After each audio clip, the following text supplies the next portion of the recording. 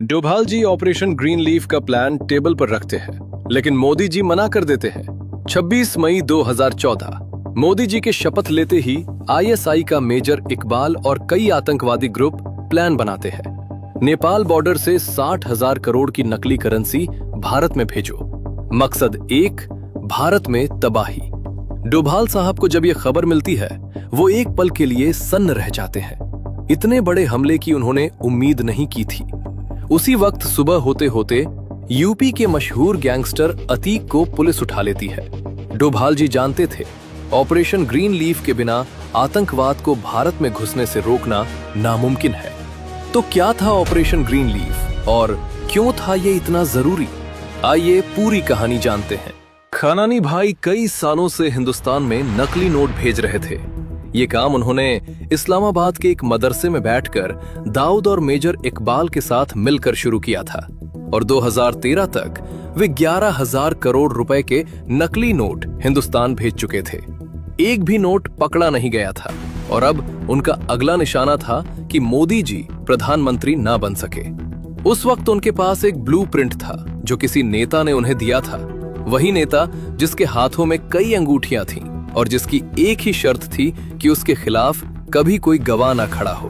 और खनानी ने वो शर्त मान ली, क्योंकि उसे पता था कि असली नोट का नक्शा मिलना इतना आसान नहीं होता। मेजर इकबाल ने रास्ता सुझाया था, नेपाल बॉर्डर, जहां से माल आसानी से यूपी में घुस सके। और यूपी में अतीक था, जिसका जाल इतना फैला हुआ था कि पैसा उसके रास्ते से जाए तो पूरे हिंदुस्तान में बिखर जाए। और इसी तरह 2014 से पहले 11,000 करोड़ के नकली नोट हिंदुस्तान भेजे गए ताकि मोदी जी प्रधानमंत्री न बन सके। लेकिन मोदी जी जीत गए। जब मई 2014 में मोदी जी ने शपथ ली तो उस रात इस्लामाबाद के उस तहखाने में बैठे सबके चेहरे पर एक ही भाव था कि 11,000 करोड़ पानी में गए। और दाऊद ने जो पहली बात कही वो ये थी कि हम गलत जगह खर्च कर रहे थे, गलत लोगों पर भरोसा कर रहे थे। इस बार ऐसा नहीं होगा।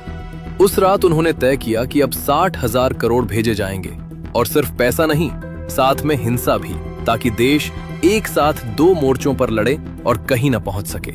लेकिन मेजर इकबाल को एक और डर था जो उसने 2015 में सबके सामने रखा कि अगर 2017 में यूपी का चुनाव योगी के हाथ गया तो यूपी में उनका पूरा नेटवर्क खत्म हो जाएगा, अतीक समेत सब पकड़े जाएंगे और नेपाल बॉर्डर वाला रास्ता भी बंद हो जाएगा। इसलिए जो करना है वो 2017 से पहले करना होगा।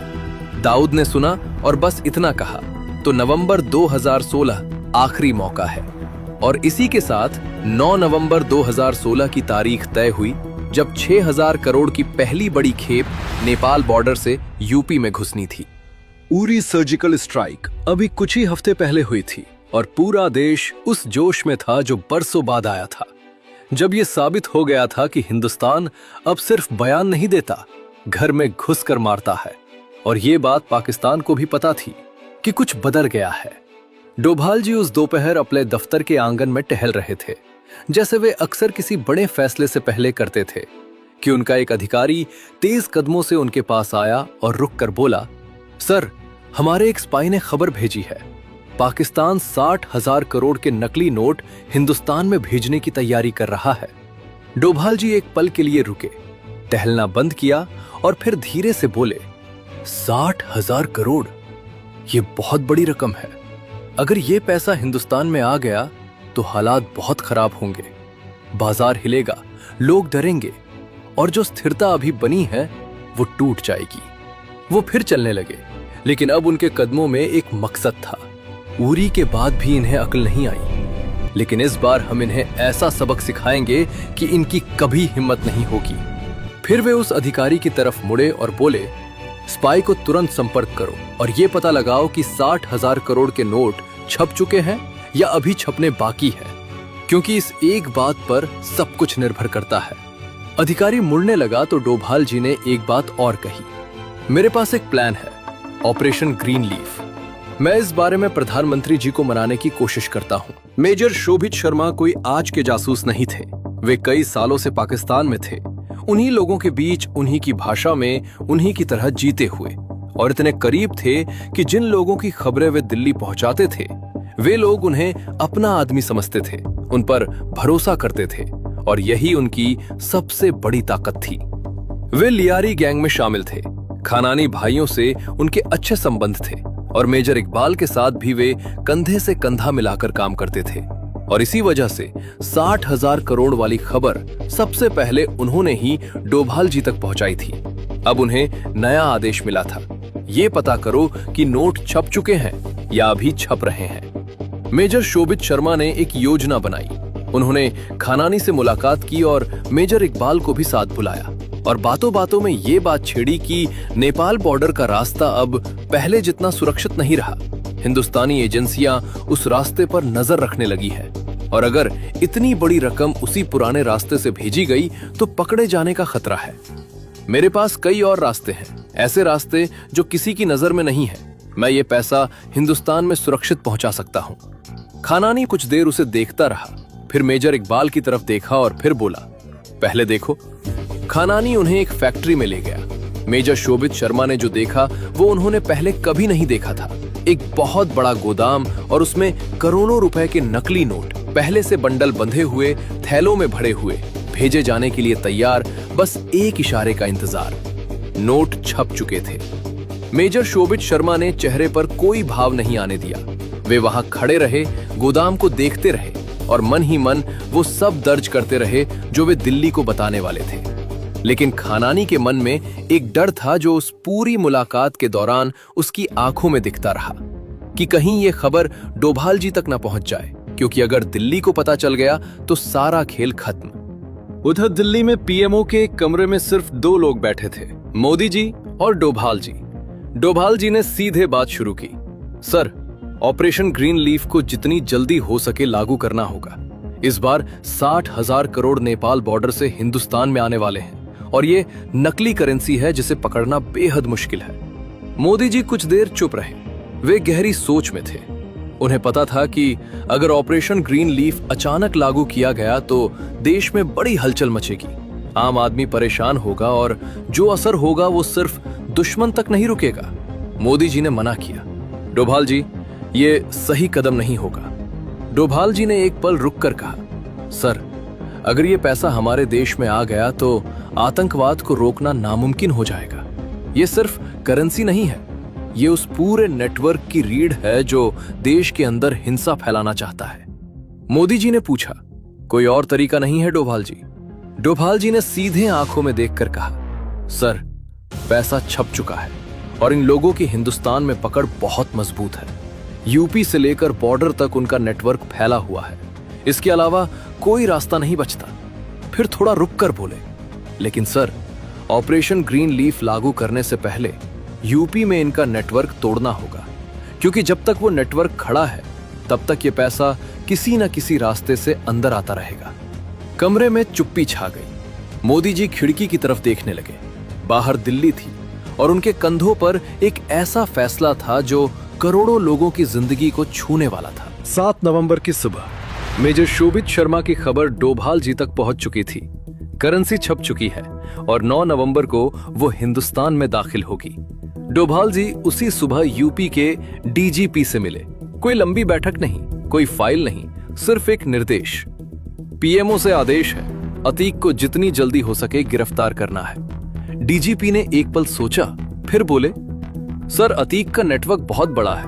उसके पास ग्राउंड इंटेलिजेंस है, लोकल मूवमेंट पर पकड़ है और उसके आदमी हर थाने के इलाके में फैले हुए हैं। अगर हम बिना प्रॉपर सर्विलेंस और कॉर्डन के उसे अचानक उठाने की कोशिश करेंगे तो सांप्रदायिक तनाव और दंगे का खतरा है। डोभाल जी ने उन्हें सुना, फिर सीधे बोले, ये देश की सुरक्षा का सवाल है। अगर ये नहीं किया गया तो जो गड़बड़ी होगी वो किसी दंगे से बड़ी होगी। इसलिए जो भी तरीका अपनाना हो अपनाओ, जो भी रिसोर्स चाहिए मांगो, लेकिन ये काम जल्द से जल्द होना चाहिए।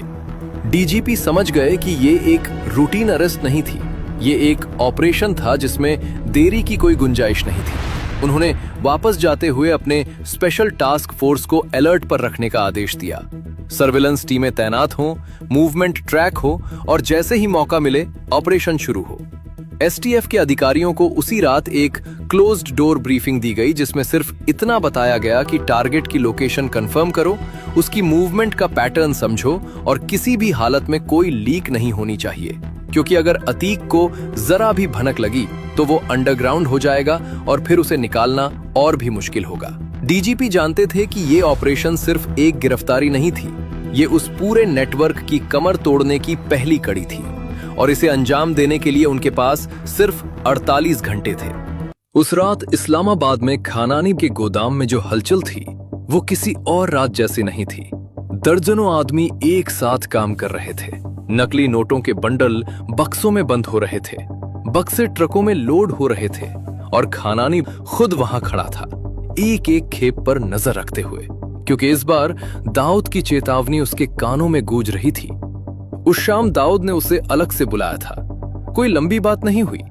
दाऊद ने सीधे उसकी आंखों में देखा और कहा, तूने मेरे 11,000 करोड़ डुबोए, वो पैसा गया और काम भी नहीं हुआ। मोदी फिर भी बैठा रहा। अब अगर इस बार भी कुछ ऐसा हुआ तो सही नहीं होगा। खानानी कुछ नहीं बोला। वो जानता था कि इस वक्त कोई सफाई काम नहीं करेगी, सिर्फ नतीजा करेगा। इसलिए उसने सिर हिलाया और गोदाम की तरफ चला गया। रात के 2 बजे तक अधिकतर ट्रक लोड हो चुके थे। हर ट्रक में करोड़ों रुपए के नकली नोट इस तरह से पैक किए गए कि ऊपर से देखने पर आम सामान लगे और नीचे से नहीं दिखे और बॉर्डर पर रूटीन चेकिंग में निकल जाए। लोडिंग खत्म होते ही मेजर इकबाल ने अतीक को फोन किया। सुनो, 8 नवंबर की शाम को सभी ट्रक नेपाल बॉर्डर पर पहुंच जाएंगे और 9 नवंबर की सुबह 4 बजे तुम्हें हिंदुस्तान की तरफ से ट्रक अपने कब्जे में लेने हैं। अतीक ने फोन रखा, अपने भरोसेमंद आदमियों को इकट्ठा किया और बॉर्डर की तरफ रवाना होने का हुक्म दिया।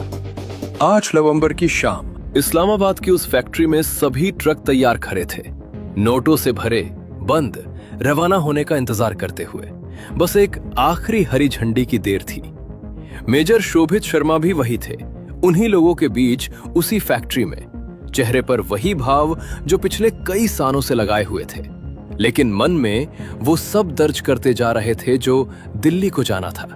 उधर तराई में अतीक के आदमी भी तैयार थे, बॉर्डर के पास चुपचाप ट्रकों का इंतजार करते हुए।